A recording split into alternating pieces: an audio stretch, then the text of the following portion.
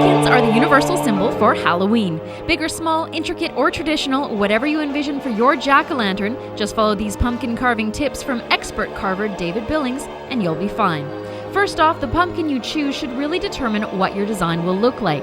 David uses Atlantic giants because their skin is thicker and allows him to build depth into his designs. I look for a lot of weird shapes so I can get, strange and monsters and designs out of it. Now, David, sometimes the shape of the pumpkin can determine what you're going to carve on it, right? Yeah, I have some over here that we can look at. This is a pumpkin I'm doing, a haunted house I'm doing for the Terminal City Club. This pumpkin is very much pear-shaped, so it allows me to carve the fence out and then work my way back into the pumpkin because of the thickness to get it really three-dimensional looking. I do have some other pumpkins here. This, I've yet to determine what I'm doing on it yet. This one's a very, very weird shaped pumpkin. It's got a lot of grooves and stuff in it, but you can sort of see, sort of an old man in here. Once you've got your pumpkin, plan out your idea on paper or in your head. So, David, a lot of the projects that you work on, you start off with a stencil, right? Sometimes I use a stencil if I have a corporate client and they want to incorporate specific parts of their design into the pumpkin. Some designs are a combination of stenciling and freehand drawing on the pumpkin itself. So what's the story with this particular design? Well, this pumpkin I've done for the Arbutus Club.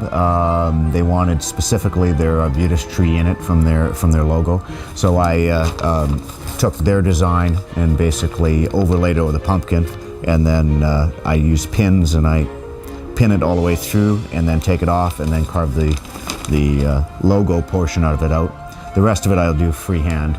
Once you've planned your design, you'll need the tools to scrape, carve, and make grooves. David uses a combination of knives and pottery tools. The paring knife, I use it for doing cut-throughs, doing some basic lines, also any straight edges.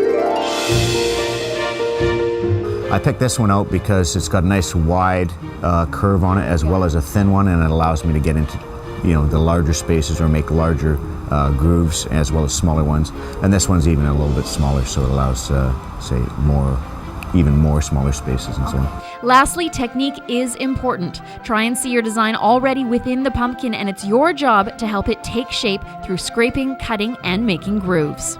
I'll cut out the areas that I want to remove and then scrape them or scoop them away or cut them away to start, and then I'll start getting into using my smaller tools to carve the detail. It's all about cutting out the pieces that you want to remove and then smoothing them or making grooves.